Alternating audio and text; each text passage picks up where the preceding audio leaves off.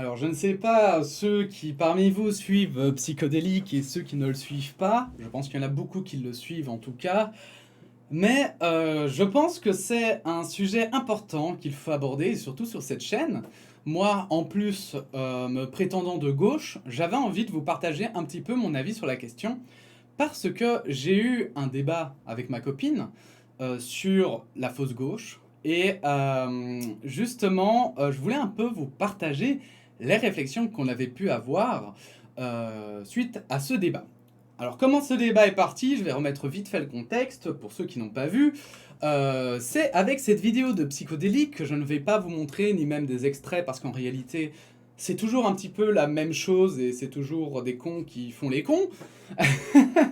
Mais effectivement, il a sorti une vidéo hier dans laquelle il dit que, bah voilà, hein, moi j'avais mis en titre putaclic qu'il était banni. Eh bien, peut-être que ce titre deviendra une réalité, et c'est ça qui inquiète, c'est qu'effectivement, Psychodélique a reçu plusieurs réclamations pour vie privée en provenance de plusieurs personnes qui se présentent de gauche. Et je vous avoue que moi, ça m'emmerde royalement. Alors ça m'emmerde pas royalement que Psychodélique en parle, ça m'emmerde pas royalement que même, voilà, qu'il, justement, comment dire, voilà justement, qui s'insurge face à ça, au contraire, en fait. Moi aussi, je trouve ça scandaleux ce qui se passe. Mais plutôt parce que, en fait, cette fausse gauche, pour moi, cause des préjudices immenses, mais vraiment immenses, à ceux qui se battent au quotidien pour des choses, des bonnes choses, des choses réelles, et qui sont du coup, qui se retrouvent en fait comparés à ces personnes qui finalement travestissent totalement et à 100% leurs convictions premières, je vais le dire comme ça. Donc je vais pas citer les noms parce que en fait, je vous avoue que vu à quel point apparemment c'est touchy et que en fait on s'en fout en fait au final de qui c'est. Moi j'avais vraiment envie de parler plutôt du fond et du débat donc que j'avais pu avoir avec ma copine. Parce que ma copine me demandait du coup, elle qui est un peu plus, je vais dire un peu comme ça, mais qui, je vais dire, cherche encore ses bords politiques éventuels, ses idées, ses courants, etc. Hein. Un peu comme moi d'ailleurs, hein, qui, voilà, je dis que je suis de gauche parce que en fait, j'ai globalement des idées de gauche, mais voilà, il y a plein de gauches différentes et je sais même pas encore exactement dans laquelle je me placerai. Et c'est pour ça que je trouve que c'est intéressant d'ailleurs, c'est pour ça que je fais des vidéos, parce que je m'estime de gauche, mais pas non plus pro je sais pas quoi, pro je sais pas quoi, enfin bon bref. Donc elle me disait, parce qu'on avait déjà pu en discuter, ouais mais donc pour toi, là, est-ce que ce sont des gens qui sont d'extrême gauche, dans le sens, vous voyez, il y a l'extrême droite et il y a l'extrême gauche, quoi. Et dans le sens, ici on est dans le même cadre parce que c'est des gens qui sont avec des idées de gauche et qui en deviennent violents et censeurs, en fait, ici dans ce cas-ci, hein, par rapport à ceux qui pensent différemment d'eux. Ou bien pour toi, tu restes dans l'idée parce que je lui avais dit un jour que pour moi, justement, la gauche et la droite, en fait, quand on devient d'extrême gauche, comme on l'appelle, pour le moment, pour moi, on devient d'extrême droite. Et donc elle me disait, est-ce que pour toi ces gens représentent l'extrême droite ou l'extrême gauche? Et là-dessus, en fait, je lui ai répondu, justement, et c'est ça que je voulais partager avec vous, parce que je pense que c'est hyper important de le comprendre. C'est qu'en fait, pour moi, ce qui, on va dire, converge à l'extrême droite, c'est le fait de censurer les gens qui ne sont pas de ton avis, de devenir violent, de devenir exclusif, d'accord? Donc, en l'occurrence, par exemple, voilà, je parlais d'un exemple de skinhead qui ne veulent pas d'étrangers chez eux, eh bien ça, voilà, c'est exclusif, donc qui se sentent aussi constamment, justement, aussi, qui ont une certaine haine, en fait, envers une partie de la population, au point que ça ne les dérangerait pas, par exemple, de les emprisonner, simplement parce qu'ils pensent différemment. Et alors, bien sûr, c'est pas une définition de l'extrême droite, c'est vraiment ma vision que j'ai de l'extrême droite. Et même si, voilà, je suis pas un professionnel, hein, c'est vraiment juste mon opinion. Et donc, voilà, si vous avez quoi que ce soit pardon, à en dire, n'hésitez pas. Les commentaires sont là pour ça, mais je vous donne ma vision de l'extrême droite. Et du coup, en fait, notamment pour moi aussi, à l'extrême droite, il y a quand même un point commun, justement, en fait, par rapport, qui est assez importante, en fait. Par rapport à la gauche, c'est que souvent l'extrême droite se dit pour le peuple, d'accord? Alors bon, c'est un peu tous les courants politiques, mais à l'extrême droite, si vous écoutez les discours, il y en a plein, par exemple, qui vont dire on n'accepte pas les étrangers parce qu'ils sont bien mieux chez eux. On n'accepte pas les étrangers parce que nous, entre nous, on est mieux. Vous voyez? Et aussi, ça élèvera la qualité de vie de tout le monde. Même eux, en fait, ils seront plus heureux chez eux, machin. Ils se seront battus, par exemple, dans le cas de l'immigration, ils se seront battus pour la paix de leur pays, machin, machin, bref. Tout ce genre de trucs. Et en fait, c'est pour ça que pour moi, en fait, il y a un moment donné, en fait, où quand tu deviens... Alors, c'est pour ça que pour moi, je sais pas comment le dire, j'essaie de choisir mes mots, je suis désolé, mais c'est un sujet hyper, je trouve, important, et on doit faire vraiment attention à ce qu'on dit. Mais pour moi, c'est pour ça qu'à un moment donné, en fait, quand il y a des gens qui deviennent extrémistes, et qui se disent de gauche, eh bien, en fait, forcément, il y a un moment donné, ils tombent à droite. À l'extrême droite. Pas juste à droite, mais à l'extrême droite. Parce que, et c'est pour ça que pour moi, en fait, on ne voit pas d'extrême gauche, et on ne voit pas des gens encore, ça existera, je pense, un jour. Hein. C'est juste qu'aujourd'hui, on n'observe pas encore vraiment de régime d'extrême gauche, et surtout de personnes, parce que pour moi, du coup, l'extrême gauche, ce serait justement, comme les gens disent, un espèce de pays bisounours, par exemple. Hein. Pour moi, ça, ce serait l'extrême gauche. Ce serait un pays, finalement... j'invente, mais un pays par exemple chaotique, où il y a peu de règles, on accepte tout le monde, on met personne en prison, etc., etc. Mais quand je dis personne en prison, c'est aussi qu'on ne punit personne, on ne traite personne, etc. Ça pourrait être pour moi un régime d'extrême gauche, mais on en est extrêmement loin et on l'a même jamais vu en fait. Parce que toujours l'être humain c'est hiérarchisé ou c'est organisé, je vais le dire comme ça, hein, pour éviter en fait un espèce de chaos comme ça ambiant. Bref. Et en fait, du coup, pour le moment, en fait, pourquoi est-ce que les personnes, notamment, qui ont porté plainte, qui ont fait des réclamations pour la vie privée à Psychodélique, sont d'extrême droite? Alors, faites attention à la démonstration que je vais vous faire parce que ça va être incroyable. On va le faire dans la bonne humeur, évidemment, et je suis absolument ouvert à la critique, bien sûr, mais je vais vous donner mon point de vue. C'est parce qu'en fait, c'est très simple. On va revenir aux temps les plus sombres, mais que tout le monde connaît, c'est pour ça qu'on utilise ce fameux point Godwin, au fameux Hitler hein, et son national-socialisme. Et ce qui est très amusant, c'est que Hitler, dans son national-socialisme, il y avait le terme socialisme. Voilà. Il détestait les communistes et pourtant il a quand même repris le terme socialiste. Après, il a encore, voilà, il me semble hein, que voilà, après il l'a retiré de son vocabulaire petit à petit. Mais en tout cas, au début, il se disait pour le peuple allemand et il a utilisé d'ailleurs des concepts, je vais dire, de gauche, hein, qui sont de nationaliser les entreprises, de... enfin, de permettre d'augmenter les salaires, etc., de reprendre l'économie en main, blablabla, bla bla bla, bref, je vais résumer tout ça, parce que je veux pas trop traîner sur ce point Godwin qui pourrait être discutable et discuté, mais plutôt sur, en fait, aujourd'hui, pourquoi est-ce que ces personnes qui se disent de gauche et qui, comme ça, attaquent des personnes en les, comme certains appellent, en les cancellant, je n'aime pas du tout ce terme, eh bien, c'est très simple, c'est parce qu'en fait, elles utilisent exactement les mêmes armes et les mêmes concepts que l'extrême droite. Elles sont exclusives, donc elles refusent que des gens pensent différemment d'elles. Elles considèrent que ceux qui sont différents d'eux ne peuvent pas changer d'opinion. Et du coup, les catégorisent en fait. Et donc on peut dire d'elles, voilà, qu'elles peuvent développer un certain racisme, une certaine discrimination envers une catégorie de la population. Pourquoi je dis ça? Parce que notamment j'avais pu entendre, il y en avait qui disaient qu'on pourrait mettre en prison tous ceux déjà qui sont pas de gauche, bah désolé, mais le monde ne marche pas comme ça. Qu'il y en avait, alors peut-être que c'était humoristique, je ne sais pas, mais il y en avait aussi, voilà, le fait de cancel, enfin voilà, de censurer des gens qui émettent une opinion différente, je suis désolé. Je suis désolé, mais je n'adhérerai jamais à ça. Et pour moi, c'est vraiment, pour moi, ça, enfin justement, ce n'est pas la gauche, en fait. Ce n'est pas la gauche tout court, je veux dire, hein. Et c'est pour moi pas non plus l'extrême gauche. Parce que l'extrême gauche, au contraire, en fait, elle serait. Il y a une partie de l'extrême gauche qui est pour entendre tout le monde.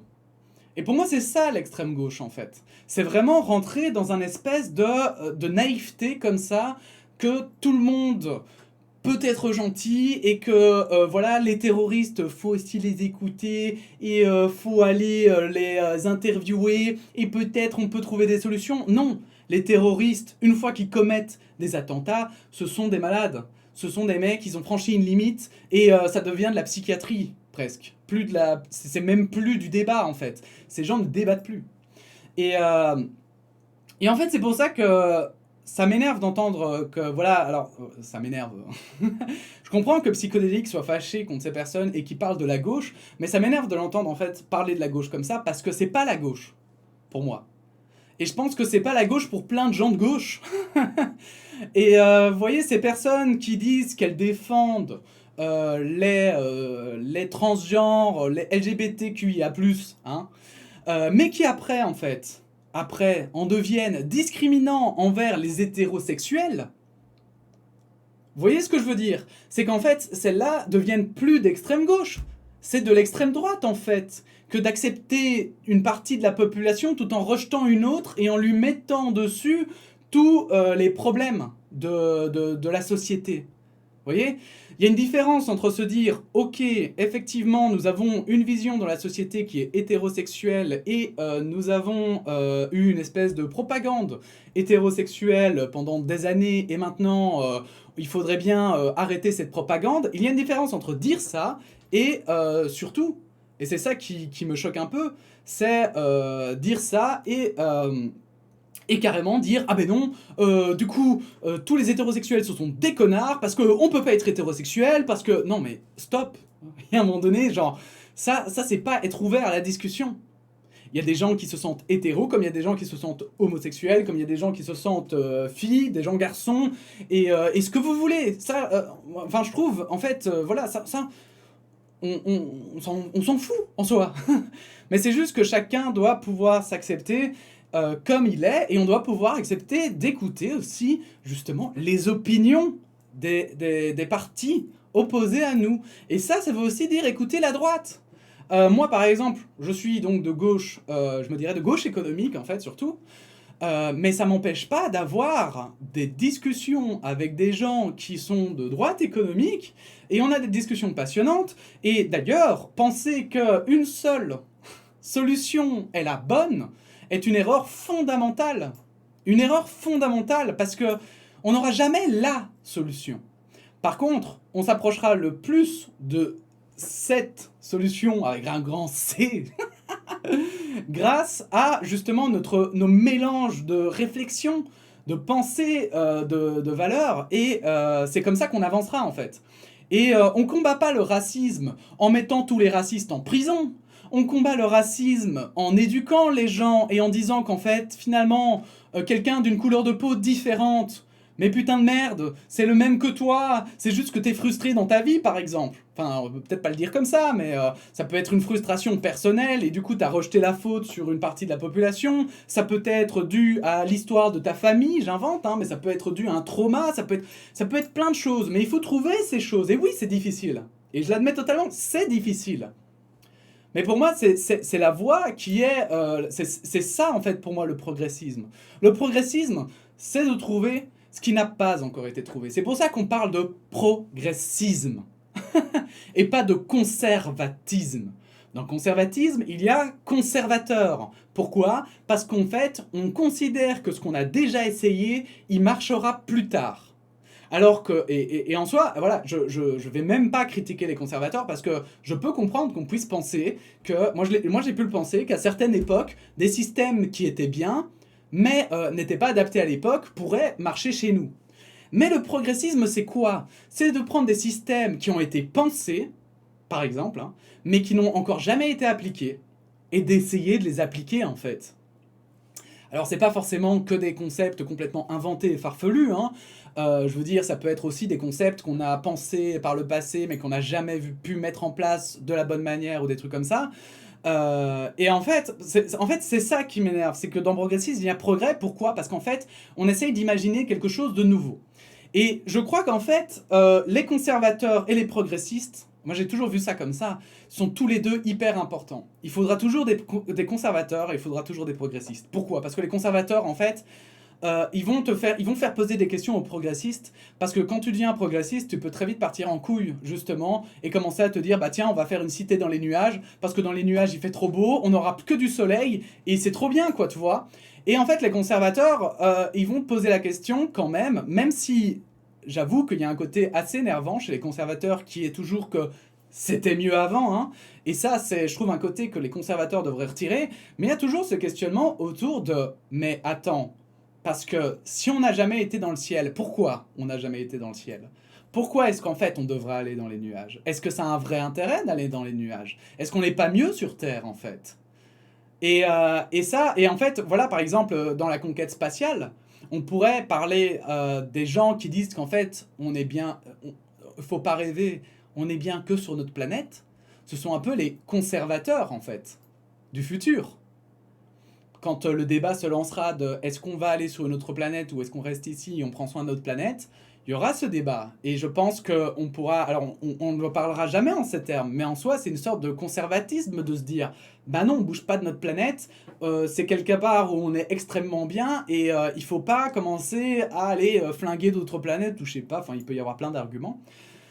Et les progressistes, eux, vont plutôt être positifs vis-à-vis, on va dire, de la conquête spatiale, et ils vont dire, mais non, on va terraformer Mars, on va terraformer cette planète là-bas, et on sera bien, et on sera aussi bien que sur la Terre. Et je pense qu'en fait, les deux sont importants, parce que d'un côté, on a des personnes qui vont penser des nouvelles choses, des choses qui n'existaient pas encore, et de l'autre, on a des personnes qui vont revenir, en fait, sur ce qui existe déjà, et qui vont se poser la question, mais est-ce que ce qui existe déjà n'est pas suffisant?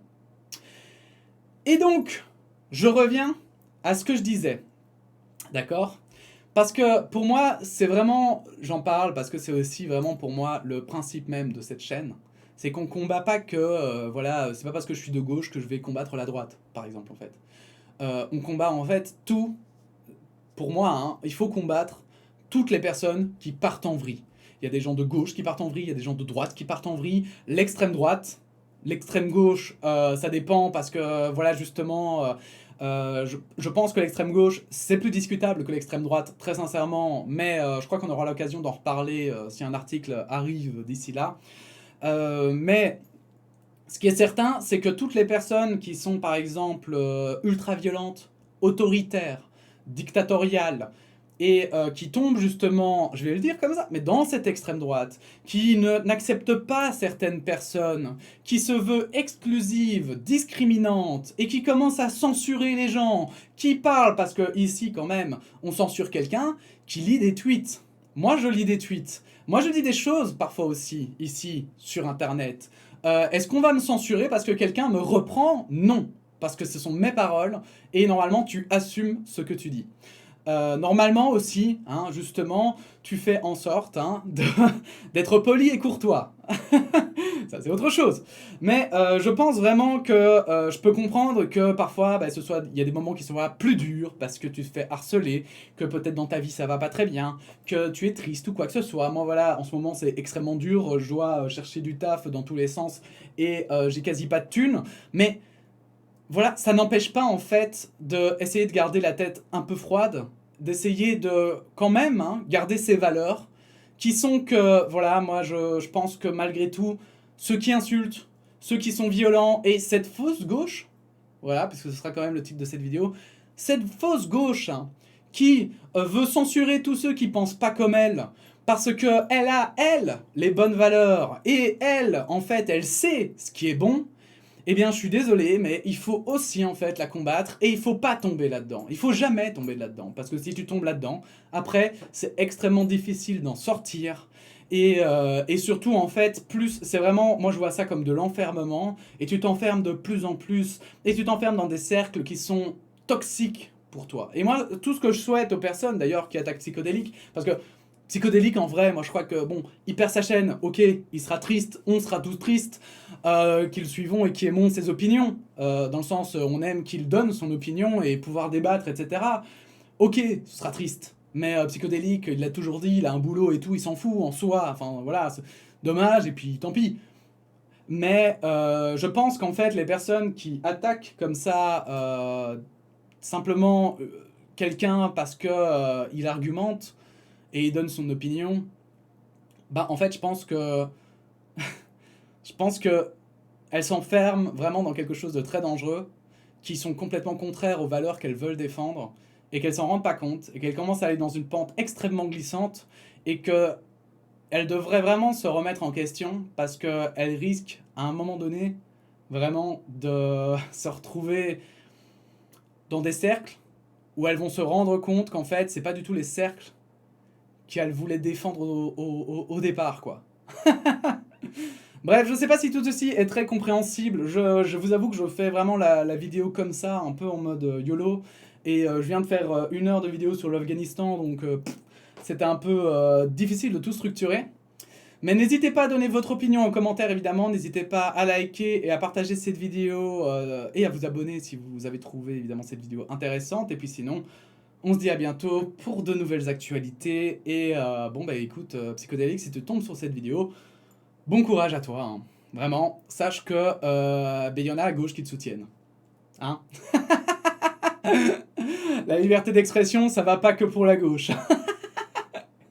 Bref, à bientôt pour de nouvelles actualités, et puis la bise, hein.